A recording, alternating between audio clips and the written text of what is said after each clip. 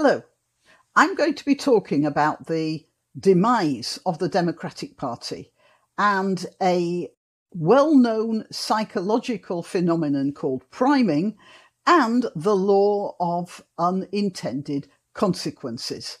So, before I get on to the politics, I'm going to play you a short clip of a distorted voice. I want you to listen very carefully and see if you can understand what's being said. Don't worry, I shall tell you what it was a bit later on. Right, let's go.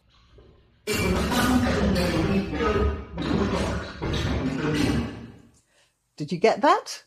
I'll play it again, but don't worry, you'll get to hear it properly, at least in your own mind, in a few minutes. But here it is again.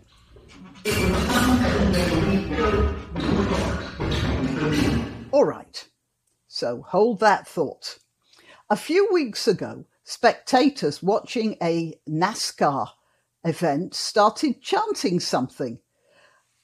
Now, what they chanted, I have to be very, very careful because someone is listening. YouTube is listening, to be precise, so I have to be, well, as I say, careful about what I say. All I can tell you is that the spectators of that particular sporting event were somehow suggesting one or all of three possibilities. The first was that some of the ladies might feel romantically inclined towards the President of the United States.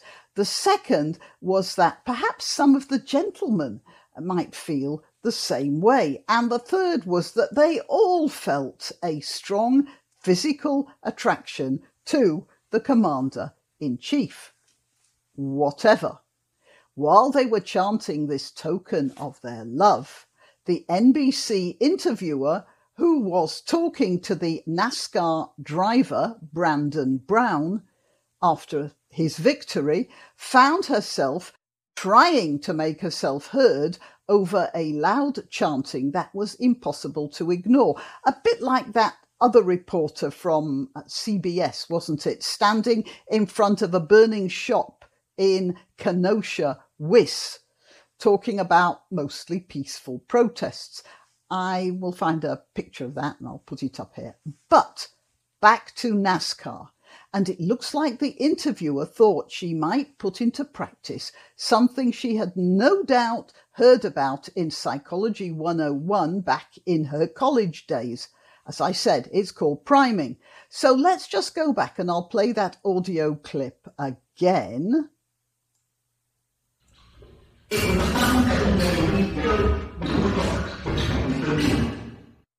And I'll tell you that it was me reading out the opening sentence to the novel 1984 by George Orwell.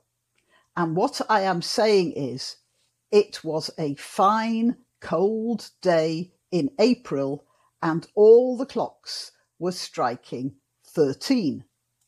Now, I'll play it again.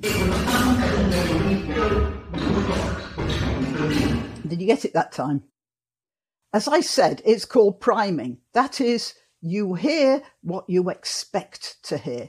And so she attempted to change public perception of this chant by misinterpreting it into praise for the NASCAR driver, whose name, I remind you, is Brandon Brown.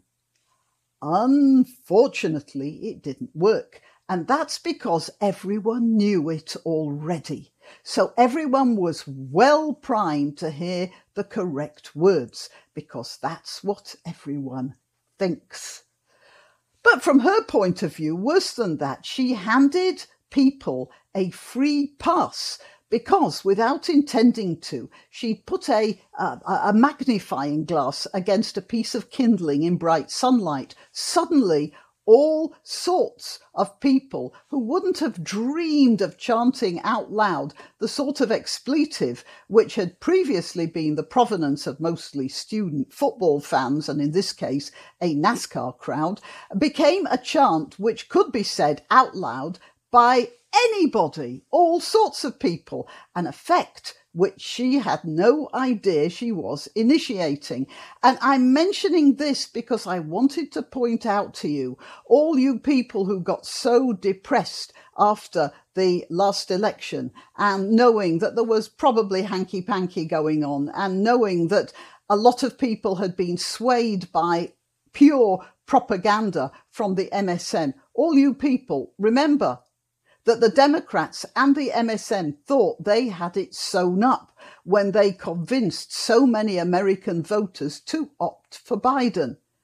And looking at the recent Virginia results, it seems that they've changed the voting culture in ways they could not possibly have predicted, and none of them to their advantage.